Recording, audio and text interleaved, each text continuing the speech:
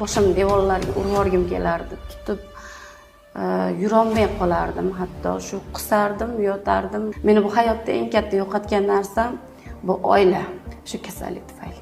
Kasallik dunyo miqyosida har 7-8 kishining birida bo'ladigan bo'lsa, O'zbekistonda Toshkent viloyatining ichida har 5 kishining bittasi migren bilan zachiydi. 4 soatdan 72 soatgacha to'xtamaydigan bosh og'rig'i bo'lishi. O'ta depressiyaga tushib ketganman-da, ovqatlar yemish, narsa, kompyuter buklargacha borganman. Hamma joyda asal deb tashxis qo'yib bergan. Migrenning aynan tarqalish yosh doirasi 25 yoshdan 55 yoshgacha. Migren kasalligini davosi yo'q deb kelingan shu paytgacha. Nimaga shunaqa xulosada bo'lgan? Bilmasdan shunaqa qorong'uliklarga o'lardim.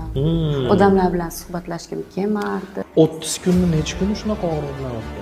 Doimiy kuchli og'rig'i bo'ladigan, o'sha hayotdan to'ygan boya aytganingizdek.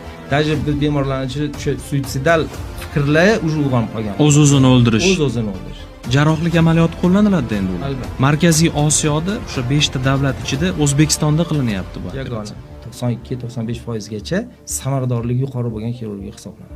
Va bu bo'yicha adashmasam faqat Amerikada emas, Yevropa davlatlarida ham o'qib kelgansiz.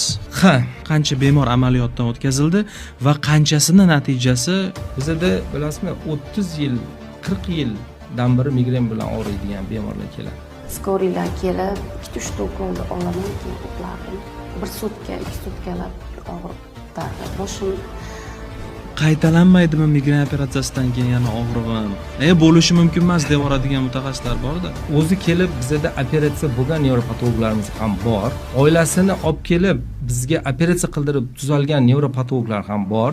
Narx-navo osmonda bo'lsa kerak deb o'ylaydi odamlar. Necha pulga operatsiya qilasiz? Hozir bizni tomosha qilayotganlar o'zini qanday his qilayotgan bo'lsa, sizni oldingizga darhol kelish kerak. 10 oydan beri hech qanaqa bezovtalik yo'q shunda. Ushbu videoning to'liq shaklini Sarvar Bahodir YouTube kanalida tomosha qilishingiz mumkin.